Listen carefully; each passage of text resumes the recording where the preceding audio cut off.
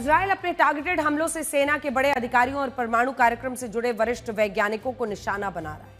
वो न सिर्फ मौजूदा अधिकारियों को मार रहा है, बल्कि उस पद के विकल्प बनने वालों को भी निशाना बना रहा है। आयतुल्ला अली खamenei डरे हुए हैं, क्योंकि इजरायल के प्रधानमंत्री ने संकेतों में बताया कि खamenei का अंत ही युद्ध का अंत है। वो इस रिजीम के अंत की बात करते हैं, वो खamenei के अंत की बात करते हैं। यानी इजराइल का असली टारगेट ईरान के सर्वोच्च नेता अली खamenei है। देखिए, इजराइल का मानना है, खुलकर उन्होंने मना नहीं किया जब खamenei को खत्म करने की बात आई। इजराइल का मानना है कि खamenei की मौत के बाद ईरान में तख्ता पलट हो जाएगा, जिससे मिडिल ईस्ट में फिर से शांति आएगी। नेतन्याहू का ये ऐलान खamenei और उनके करीबियों के लिए चेतावनी बन गया है।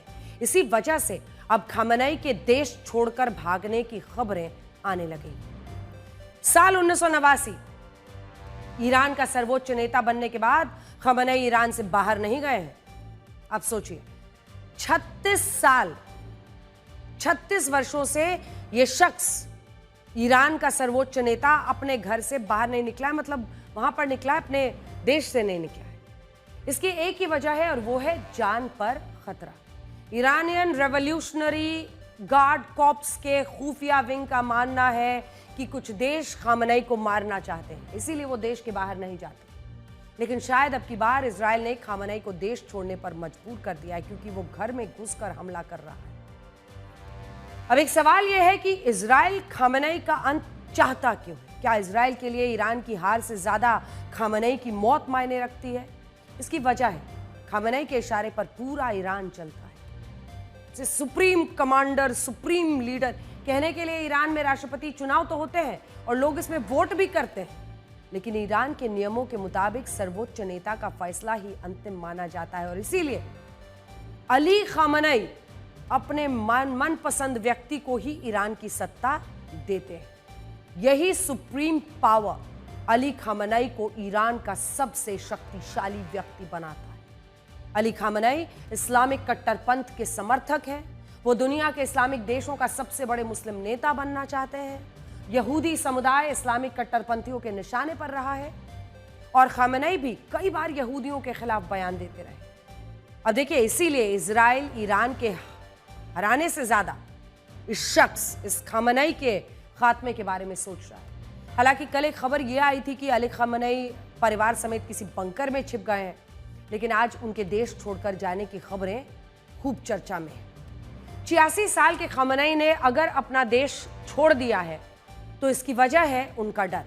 वो इस बात से डरे हुए हैं कि उनके करीबी लोग तेजी से मारे जा रहे हैं। ये वो लोग थे जिनके ऊपर खamenei की सुरक्षा का जिम्मा था।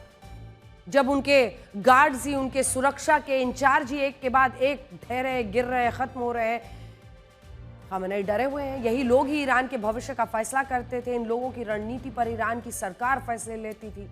अब इनके मारे जाने से ईरान की सत्ता पर खamenei की पकड़ कमजोर होने लगी है। इजराइल के हमलों में हुसैन सलामी मारा गया। ये व्यक्ति IRGC का कमांडर था और अली खamenei का सुरक्षा सलाहकार, बहुत खास आदमी समझिए। ईरान की वायुसेना का चीफ आमिर अली हजीजादे, वो भी मारा गया।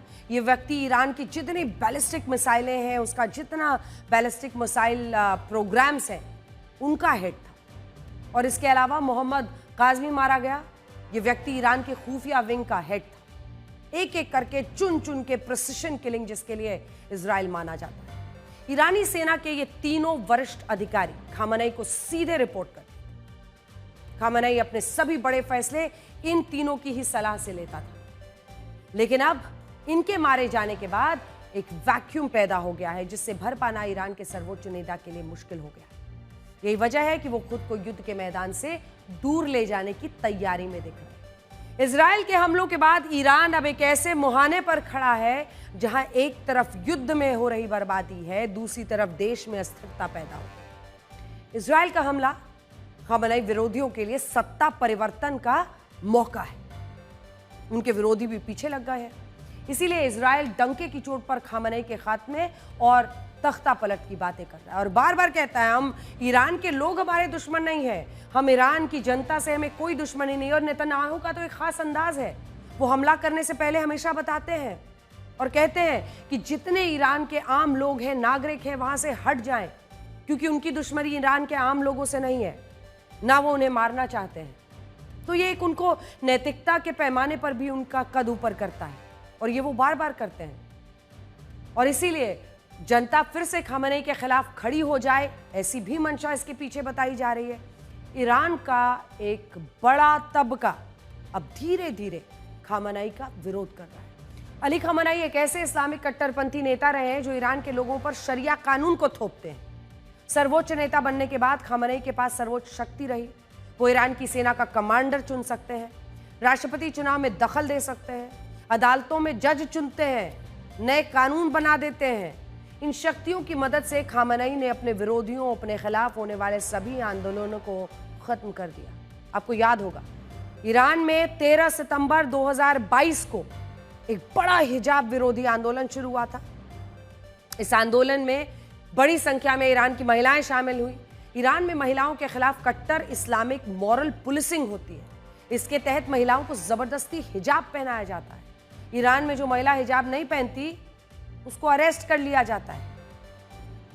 मॉरल पुलिसिंग करने वाली टीम को गश्ते इरशाद कहते हैं। इन लोगों ने महसा अमीनी नाम की एक महिला को हिजाब न पहनने की वजह से हिरासत में ले लिया था और टॉर्चर कर करके उसकी जान ले ली थी। अमीनी की मौत की वजह से ईरान में वुमेन लाइफ फ्रीडम नाम से एक बड़ा आंदोलन शुरू हुआ। यह आंदोलन गश्ते इरशाद और अली खामेनेई के खिलाफ था। प्रदर्शनों में खामेनेई को महिलाएं खामेनेई ज़हक कह रही थी। खामेनेई ज़हक का मतलब है तानाशाह खामेनेई, खुद को तानाशाह कहे जाने वाले। और देखिए, फिर महिलाओं पर ने उस वक्त न सिर्फ हिजाब जलाए थे बल्कि अपने बाल काट कर भी उन्होंने विरोध व्यक्त किया था। खुद को तानाशाह कहे जाने से भड़के अली खामेनेई ने प्रदर्शनकारी महिलाओं पर खूब अत्याचार किए। हिजाब जलाने वाली महिलाओं से मारपीट की जाती थी।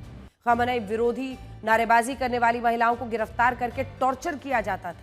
खामेनेई के इशारे पर इस आंदोलन में शामिल 551 लोगों को मार दिया गया और मरने वालों में 68 बच्चे भी शामिल थे।